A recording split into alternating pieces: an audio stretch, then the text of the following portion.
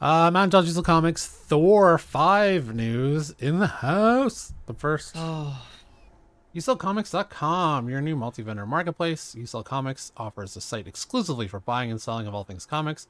Slabs, omnis, trades, and more. Sell for as low as 5% commission or zero commission monthly tiers. Run your own auctions, unlimited bin listings. Usellcomics.com. Buy, collect, sell. Okay, so I think we can agree Taika Waititi is a good filmmaker. yes. Okay, so we can start with that premise. Yes, let's start there. However, there has been some issues. Indeed. Taika Waititi says that he just did Thor movies because he was poor. It's always a great way to start, like a good art project. Is you're doing it because you're poor, not because you're invested in it. In terms of fandom.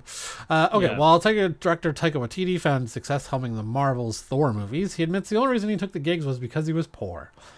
Waititi's directed 2017's Thor Ragnarok and 2022's Thor Love and Thunder, arguably the best two entries. Oh, I don't know about that. Best two entries in the Marvel's Thor franchise.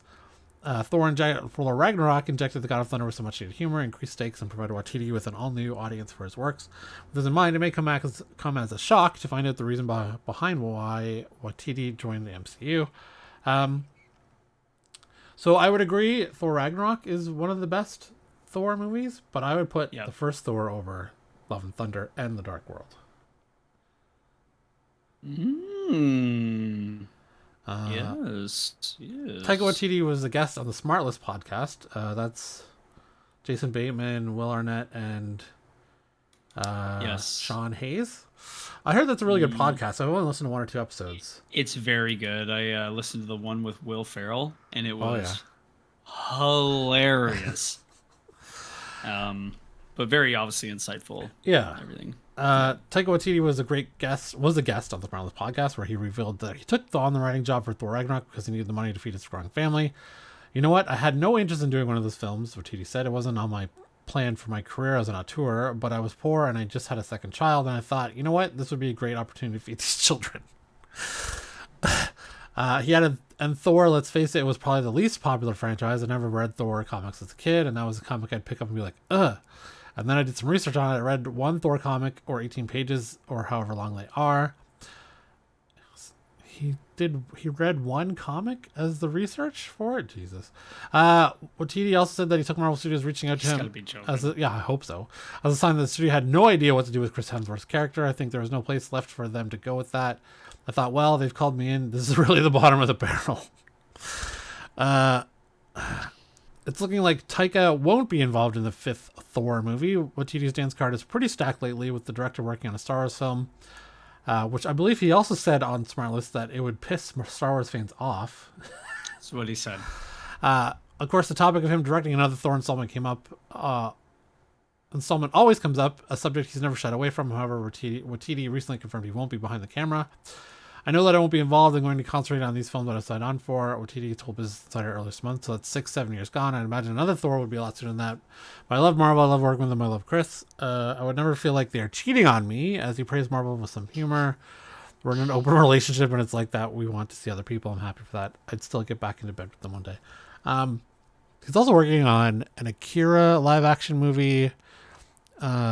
He was in recently season 2 of Our Flag Means Death, which we have not yet watched yet, even though it's not yet watched yet. First season was really good though. And he has a movie in theaters right now, Next Goal Wins. But that's more of like a indie small film than Yeah, it's definitely an indie movie. Just kind of story driven, character driven. Yeah. There's no real. And Michael Fassbender is back after taking a 4-year break. He's in The Killer, which is David Fincher's new movie, which we watched this weekend, and it was pretty good. Pretty good, okay. Yeah, it was pretty good. Yeah, I want to watch it. I haven't had the chance. And then, yeah, I don't know what else he's... I know Fassbender's also going to be in the remake of The Wild Bunch. Apparently that's on his IMDb. Oh, wow. And, he'll be in Deadpool 3 as Magneto. I just confirmed. Yeah. Okay. 100%. So, in more Thor 5 news, Thor 5 rumored to feature a darker tone than. I mean, it's not hard to get a darker tone than what Taika's version. Literally go down 2 notches in Yeah. Like it's not. It doesn't have to be super dark. Yeah. Like, you know what I mean? Like, there can be humor. There can be whatever. You know. I don't know. Thor. Just make him look more like a Viking. Like, it's not hard. Thor was an effective introduction to the MCU's take on the Asgardian superhero, while Thor: The Dark World wasn't the Game of Thrones inspired Avengers we'd hoped for, which was directed by a Game of Thrones director. He directed what was that director's name? Alan. What is that director's name? Coming up empty. Sorry, Alan Taylor. So he had done a bunch of Game of Thrones episodes, and they had him direct Thor: The Dark World. Anyways, wait, did Game of Thrones first season of Game of Thrones come out before Thor: Dark World? You can. Well, I mean, you're already checking. Yeah. I didn't think so, but So that was maybe 2013. Yeah? Game of Thrones season Wow, yeah. 1 It would have been. was 2011. Now, question is, did he direct a? Alan Taylor. What does it? What does it say, baby? Oh, like this is the chicken or the egg, I guess. Like which came mama. first? Blue Eye Samurai. Like, that show has got huge hype right now. Blue Eye Samurai. Yeah, I heard it's very good. Yeah. I want to check it out. So that's 2013. Oh, maybe we did it. We did 2 episodes of Deadwood. Deadwood's one of our favorite shows. Game of Thrones. I don't even Did see you it on watch his list. the new Castlevania? The very new season? No. Yeah. That was good. Where in the... Did he not... I swear he directed some of the best episodes of Game of Thrones. Oh, there it is. Oh, okay, there it is. He did 7 episodes. Starting in 2011? Oh, yeah, he did season... he did the... beginning. He did the finale of season 1. Oh, wow. A bunch in season 2. And he did Beyond the Wall in season 7. Yeah. Anyways, chicken and egg. Okay, so... Thor Ragnarok wasn't to everyone's liking, but it still felt like a breath of fresh air for the character. Unfortunately, Marvel Studios gave Taika a little too much freedom with Love and Thunder, and the result was even a movie Chris Hemsworth has acknowledged was too silly. Now Scooper Daniel Rickman is claiming that to have learned that Thor 5 will boast a much darker tone than Waititi's movies. It's going to be welcomed by fans keen to see the God of Thunder get a little more serious rather than him constantly cracking jokes and doing the splits. It's added that Marvel Studio wants a director who has experience with serious work to helm the next installment. Godzilla, Rogue One, and the creator helmer, Gareth Edwards, is said to be one of the filmmakers being eyed for the job. We'd recommend taking all of this with a pinch of salt, but it sounds like the Thor franchise is about to take a step in the right direction. The tonal shift shouldn't be too jarring, though we bet much of what Waititi added to the franchise, Korg and Love, for example, being ditched. I feel like we'd probably have too close I feel like we'd probably have to close the book if I ever did it again. You know what I mean? Hemsworth said of what we could see for possible Thor 5 earlier this year. I feel like it probably warrants that. I feel like it'd probably be the finale, but that's not based on anything anyone's told me or any sort of plans. Okay. Well, we also know that he has a genetic disease that will probably cut his acting career short. Yeah. So probably sooner rather than later, they'd like to do Thor 5 and then recast.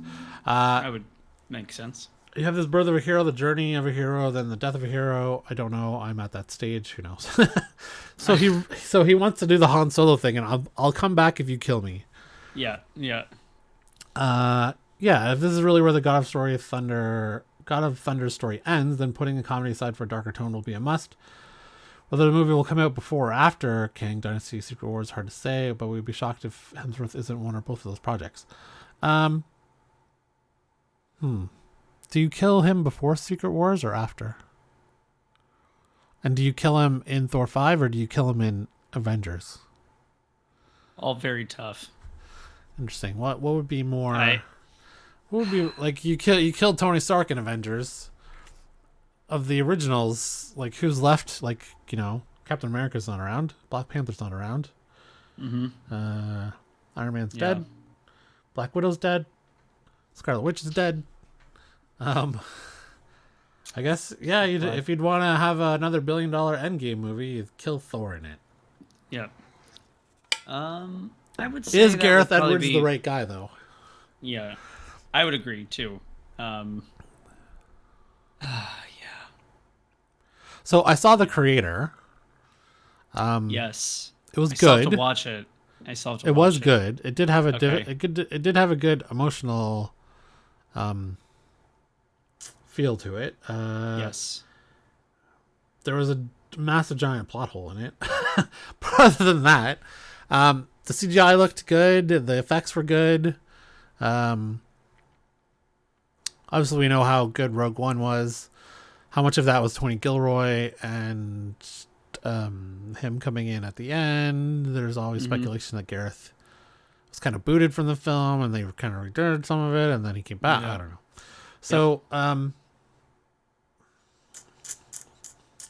don't know. I mean, he's not a bad choice, but he's the right choice for a tonally darker Thor film. I guess you'd want someone who, if you're really going to bring it back to mythology, Vikings, and Norse history, you might want someone who's more familiar with that, whether it's a writers or director who's done, I mean, the original Viking show was pretty good. Valhalla was okay. Not that you need a director from one of those TV shows, but maybe, I don't know, you kick the writer around and see what he's got his take on, or you get Robert Eggers. Did the Northmen? No one. Intense. You want a dark fucked up tone? Robert Eggers. That'd be intense. And they'll give him the budget to do it the way he wants to do it. Oh yeah, 100%. He's got Nosferatu coming up, right? They just released an image from that, but it doesn't come out till Christmas 2024. Right, but it's not. It's not of Skarsgård as Dracula. It's just been two characters from the cast. Right. Yeah. That they showed. Yeah. Just get Eggers to do it. I'd be fine with that. You want to go dark? That'd be fun. Yeah. That'd be cool. Yeah. Okay. So that's Thor 5 news, and thanks.